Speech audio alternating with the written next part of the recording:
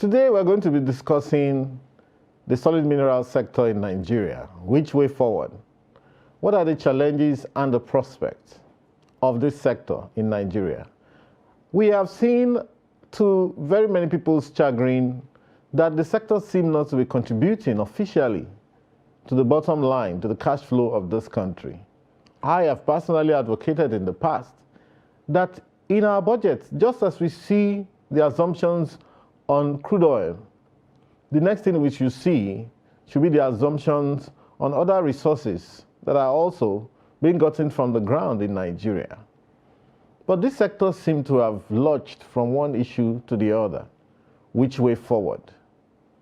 We have some local participants in that sector, which may be a good thing, vis-a-vis going to bring the Rio Santos of this world, or Rio Tintos as they call them, the very large companies that are doing a lot of things in places like South Africa, Australia, and some parts of East Africa as well.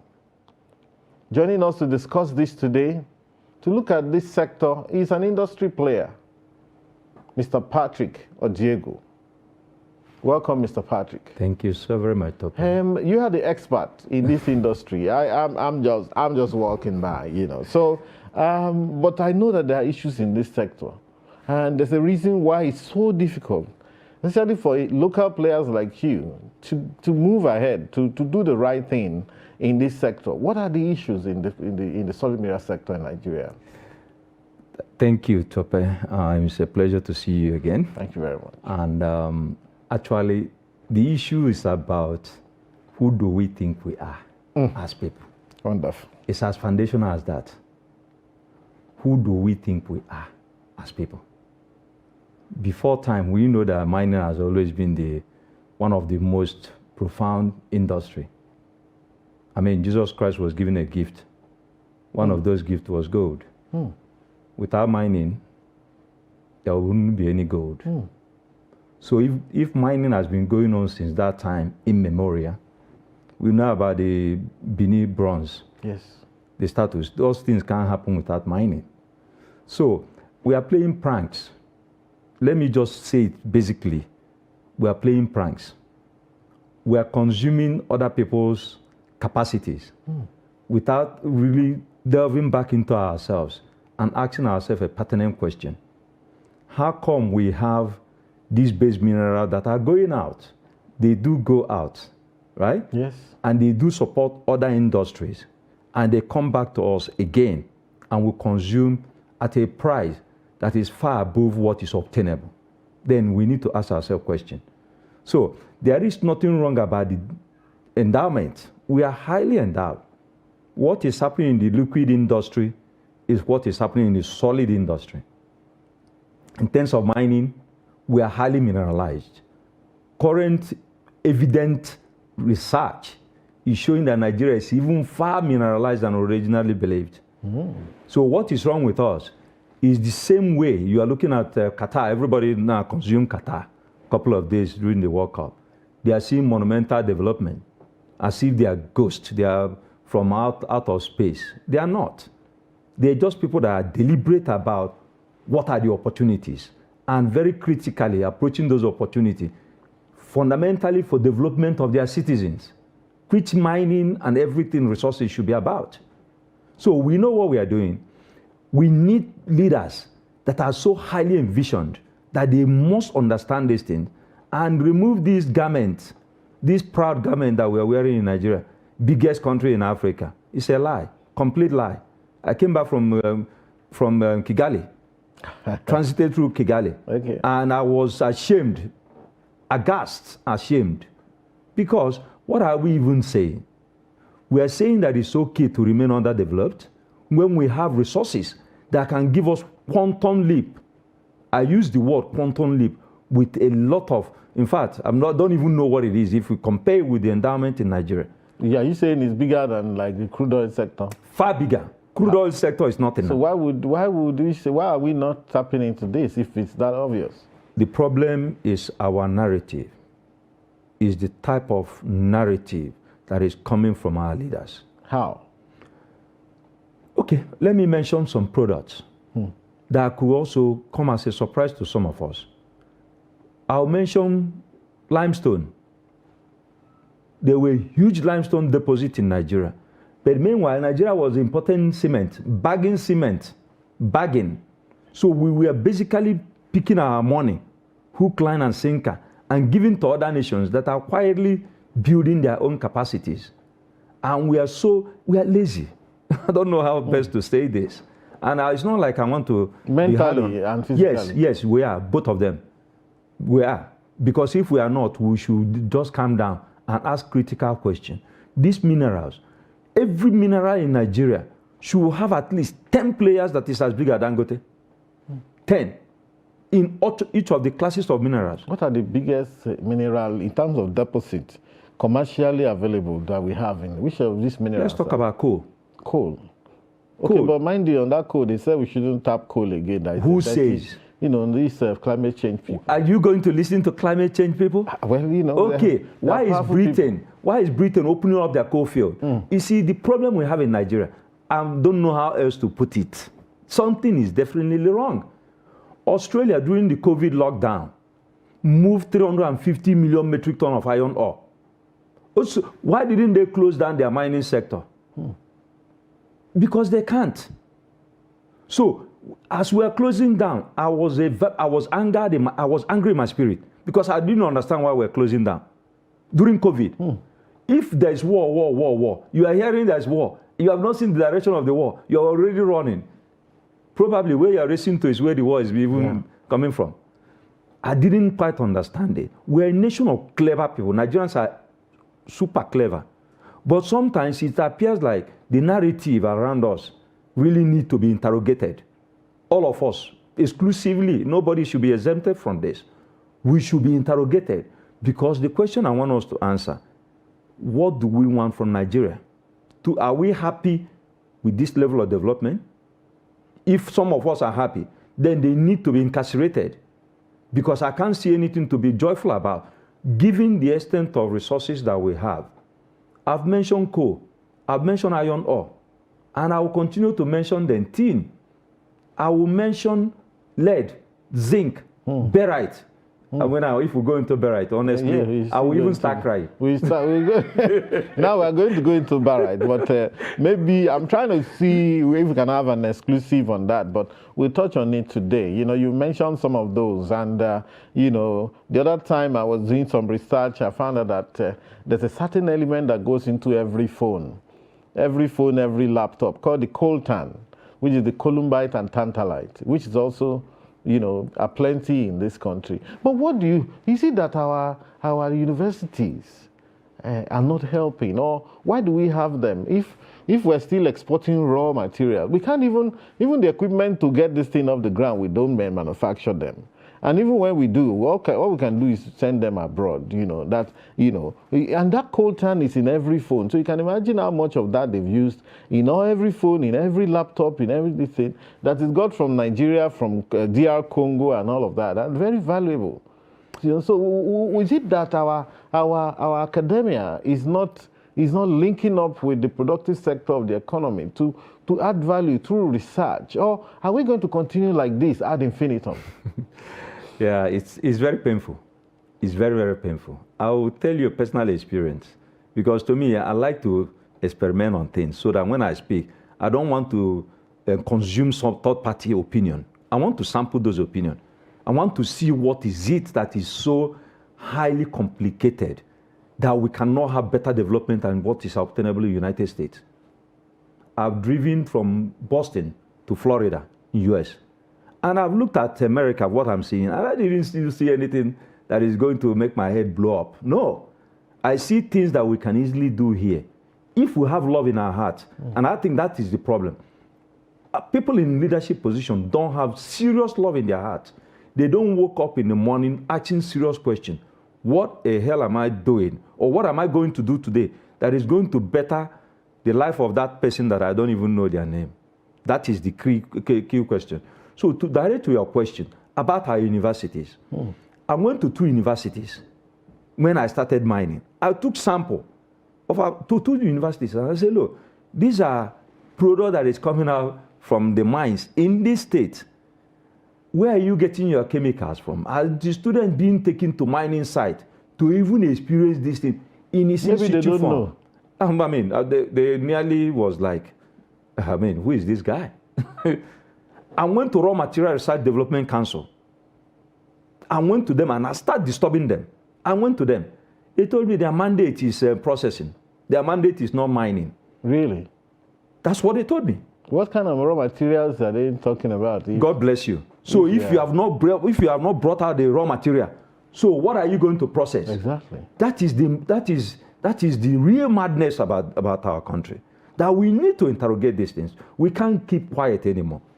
We cannot keep quiet anymore. Because if you have a policy that says you must do 2, but you need to do 1 to get to 2. So when they meet somebody that have need of 1, what they should do is to have a system that they could easily tool up capacities, right? And said, okay, this agency has this mandate to do the first step. Let's bring them in. Exactly. Let's collaborate. Exactly. It doesn't exist. They just want you to go and do what? And if you don't die, then if you get to Dangote level, right, they will start celebrating you. Exactly. It's what is happening to one of our star. There's a star in the mining sector. It's called Tor Exploration Limited. Tor Exploration. Tor Exploration Limited, right? Sejulola Mines in Osun State. And I'm hearing some kepu that the current governor is really not. No, we cannot allege. You know. I read on the news, right? I don't know, but these are information. Yeah. And I think that information-wise, we need to get it, right? If you look at the price of commodity in the global market, and you insist that 13% of it is derivation, give it to me. It doesn't work that way. It doesn't work that way because, first of all, a mining company, as a fundamental, must carry out exploration. Yeah. Exploration is like somebody in the wilderness. You can't go to somebody in the wilderness that is looking for water to drink and you say, give me, I mean, by now you should give me all the waters in the world. It's not possible. It is not possible. But this is the type of expectation, false expectation, that is based on not having the right messaging. So we must have institutions that are bold enough to give the right messaging. There is nothing that prevents our ministry in coming out and making Nigerians to understand what mining really is. That mining is a big business that can change lives. Do we have enough local capacity to kind of envelope the entire sector in Nigeria and be self-sufficient without bringing in all the Rio Tintos and co that I mentioned? Or is it that until those Rio Tintos, those big global players come, and I understand they also come with their own issues as well. Yeah. You know, and they are very powerful companies. They can do a lot of magic that you will not be able to control them. What do you think in that respect? I mean, government is also very powerful. I mean, there is nothing they will actually do that cannot be controlled. I'm not saying that we should restrict people from coming because that wouldn't be fair, right? But no Rio Tinto will come to Nigeria. Let me sound it clearly. No Rio Tinto will come to Nigeria if they don't see Patrick and Co. and the rest of us, forget this Abuja uniform, right? They need to see us being very well in terms of our productivity. They need to see the numbers. If they don't see the numbers from people like us, they will not come. Because that shows that nothing is happening. Is it the numbers that are not well coming out on the system? I must also commend the ministry. The Ministry of Mines and State Development, and the ministers especially, because there's a new narrative which is saying that we should add value to this mineral before export.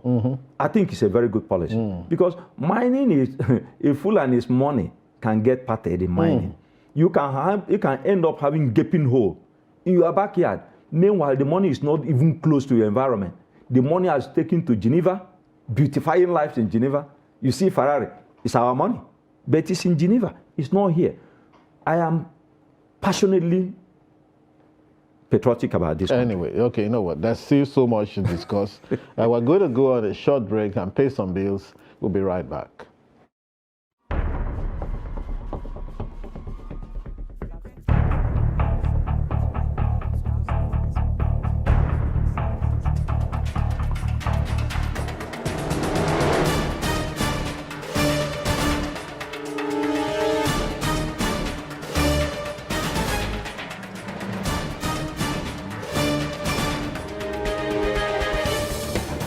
That's great. Good to see you.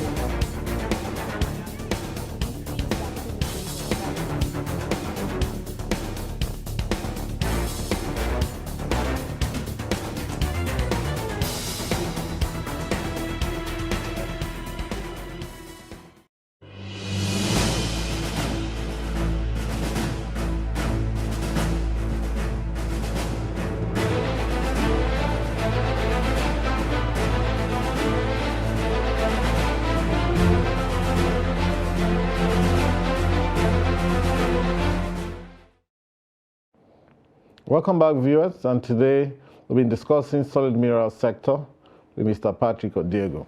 So, this is a very emotive issue, as much as a very, very broad area, and which is not something we can actually cover in one session. So, perhaps in the new year coming, by God's grace, we'll be able to meet again and further explore. I know that the minister, or the current minister of solid minerals, I think, the gentleman from Ogun State, Olamileko. Yes. I've heard him discuss a few times, and there's this thing they did about, along the what's it called? Geopolitical zones. To say, yes, this zone will do this. They've tried to establish something here and there to add this value, But still, the impact is not fair because we don't see solid minerals in our budget. We don't see any profit coming from there. As profitable as this place is, we don't even see the activity on a national level. Many of the mining seems to still be on an artisanal level, and then we hear that, there are some of these people from some of the foreign countries whose name I will not mention, who just buy from artisans and ship abroad. There was this issue with the lead mining, or gold and lead in Zamfara area, and lead poisoning that killed a few children the other time because of the crude way, What's the way forward, really? What are we missing? Okay, you asked a very critical question, the dichotomy or the position of our institutions, especially our educational system, right? I had a relationship with African University here in Abuja. Their master students were coming to site to look at barite, because the narrative out there is that we don't have quality barite. And I find that very nauseating. Nigeria has the best quality barite you can find anywhere in the world. So the system has built up this false economy. The system has accepted this false economy that is allowing others to be importing things that we can produce in Nigeria. And because some of the miners are nocturnal, they are still very primary in their approach, maybe in their mind too. So they've been accepting this notion. But I say personally, I will not accept it because we have the best quality barite. Now, let me quickly chip in for the purpose of viewers. The barite is used in the oil sector for part of the drilling process. Absolutely. Okay, and luckily we have this new discovery in the Kolmani Bauchi-Gombe axis, which is a great development. Beautiful. And I researched it. They said that we may be able to get about to start with about we start with about 50,000 barrels per day, and then we can ratchet up to about 120,000 barrels a day, which is good. Meaning that perhaps, hopefully, if the international companies who have been doing all the production in the South into the deep sea, have been rejecting our barite. I can see that's the barite in the middle there. Yes, it is. Okay, it looks very pure to me. Yes, this is the quality of barite. But they talk about that we don't have good quality barite, and then they have to import at several billions of dollars from abroad. Why is this happening? It's a treasonable offense. To bring 1 grain of barite in Nigeria is a treasonable offense, as far as I'm concerned. So if they've been doing this, then some people need to really But they will blackmail the government and say, well, if they don't bring their own, they'll shut down the production. And it's all intentional. You need to understand the international community. Do they really want you not to be having wars? It was their best informed interest that you should be having crisis. So crisis pays. Some people takes value from crisis. So if Africa, continue to accept that we're third world, and they will give us crises that we will be handling as third world. Meanwhile, our resources are leaving the shores of our continent, coming and making their life very comfortable. We've seen the dislocation that Ukraine-Russian war has caused for their economy. Yes. They are on their knees. So that shows us that the wealth is actually here. But what has happened is that we have refused to look at things properly. If oil and gas, before they come into operation, they spend years in exploration. Yes. And during time of exploration, they investigate everything, prepare for everything. Why is it they don't prepare for barite? They will leave barite last minute. Then they will come and say, oh, we can't get barite in Nigeria. Our rigs are going to blow up. Let that rig blow up.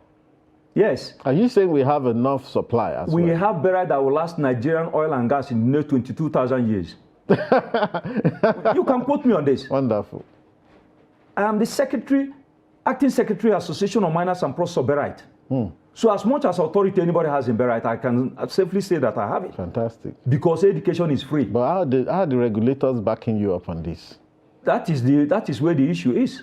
Because if you're a small guy, it's always very difficult to have narrative. Anyway, that's why we're here. Give you the platform. Now, to be able to tell the world. Let them challenge us. Look, Nigerian barite miners, if they are not organized, I know what to do to organize them. We can export barite out of this country. Under 1 year, we can. Do you have exactly? That's what I wanted to say. How much can we earn from this? From on a given This year? is a more than $1 billion economy in a year. In a year. This, if you want to build, if you go and interrogate that bridge that was constructed by Julius Berger in Onitsha, you will see barite in it. And I'm not sure it's produced in Nigeria. Wow. If you want to do heavy construction, you need barite. If you build barite, if you use this to construct a road, right, that road will last forever. Wow. Because the specific gravity is higher than limestone, it's higher than granite. These are things that we are allowing paint. All the paints that are being used in Nigeria contains barite. The cosmetics that our ladies use contains barite. Pharmaceutical industry uses barite. They all are importing barite. So who do we blame for this? Is it our education system that is not coming up with this narrative? Because the information, I'm not an educated person. So if I'm saying this, you can imagine what educated people will say, right? So are we having title, Professor this, that, and excuse me? It falls down to nothing. If you cannot beautify the lives of those local people, we continue to chase shadow. Zinc. While we are producing this, right? Lead. Is it the same process? From the same mining site, this tray is coming out. This country is so filthy rich that what we are doing to ourselves are not very, very unacceptable. Lithium, I'm not gone into lithium. If I go into lithium, you will Is there lithium in this? Jesus. And then we say that, there's this alternative energy people talk about battery. That is Nigeria. Battery lithium. That is Nigeria. Which states can they be found? Everything you are thinking of in this world is in Nigeria. This lithium, which state is it? Hey, there's even lithium in Abuja. There's lithium in Osun State. There's lithium in Oyo State. There's lithium in Cross River State. There's lithium in Kwara State. There's lithium in Nasarawa State, Benue State. And this barite, which state? There are more than 9 states that it's coming from. From Zamfara, all the way Jos, Plateau State, going to Bauchi State, Gombe State, Adamawa State, Taraba, Benue, Cross River, Nasarawa State. These are barite belts. From lower, middle, and upper Niger Delta, all have barite. All have barite. So what has been happening in Nigeria is that I think some of us have been keeping quiet for too long. There is no point in keeping quiet, right? We need to do the right thing because we can actually develop this country collectively. You would drink water and a cup will be on the table. I must commend CBN on this economic policy. This latest one. Jesus. That's the best. This. That is the best that we can see. Oh, really? How do you think it's going to pan out for your industry? Because transparency is the key. Yeah. If you don't take everything to transparent level, everything will be in disarray. No nation can continue like this. I'm sorry. I left Sweden. I went to Sweden to better myself a bit, right? I left Sweden with Swedish nationality. If you go to Sweden, one of the best countries in the world, but what do they have in common? They have in common that they're developing everybody. Sweden is a country that develops everybody. So you can't live in Vu Forest where evil spirit has power to, to attack you. Outside the evil forest, evil spirit. That's what is happening in Nigeria. Right? So we need to get it right. God has blessed us. Anybody that is looking for blessing in Nigeria, you're wasting your time. Nigeria is blessing. So so you don't support this whole idea people running away from this country everywhere? No? They don't have information. I'm sorry. They don't have information. All we just need to do, I'm not a citadel of knowledge. Yes. I don't know enough. But the little I know, I try to know it very well. So that if you come, we will argue it until tomorrow comes. Wonderful. Because if given the opportunity, with this Berite, I've taken Berite to Makoba, MI Swako in Port Harcourt, our own Berite, paid through the bank. So I'm not talking gibberish. Let them come and challenge me. The importation they are doing is because the state allows them to. If the state is deliberately approaching this thing, it won't happen. It will not happen. They can't bring Berite here because we will be exporting Berite. So if we're exporting Berite, we can outcompete any nation, including China, because China has depleted their high-grade Berite. So they are very careful with the Berite they have left because they need gas. Everybody is doing drilling. So why are we allowing? There's a lot of distortion in our system. In fact, so what will happen now is this. My producer has told me that I've run short of time. This is a very short belt, 30 minutes and more. We've done, speaking with you has been a delight, I must say. You not only dress very well, you speak very eloquently. Hey. Almost reminded me of Coach Charis, the way you bring some of your adages and so on. Maybe it's your brother, who knows? My boss. Okay, that's good. So I think we have to bring you back in the new year to come and drill into the business of this thing so that people will see. And I also want to put the government that is coming under notice, whoever the person is, to put them under notice. They're watching this thing so that, they will take note. The sector, the crude oil sector has to transform. And also, all the sectors that need these things that we have in this country. And rather than this whole lazy idea of you do a national budget and you put assumptions, crude oil, 1.6 million barrels at $73 a barrel, at 400 and something naira, full stop. We also want to see if you must put that. They said there's a law that said they must put that, fine. But that law does not say you can't put an assumption on solid minerals. Okay, solid mineral sector. This is what we are. Because again, crude oil itself is maybe a liquid mineral, but it's a mineral all the same. They're all minerals. They are minerals. What we are doing is just extracted through the same process of science and technology. Of course. This has been made in the United States, a critical mineral. So why is it that other nations are taking some incredible steps, right? Yes. And we're folding our hands. And we are just napping. I want to tell you something. On a final note, I say this. Yes.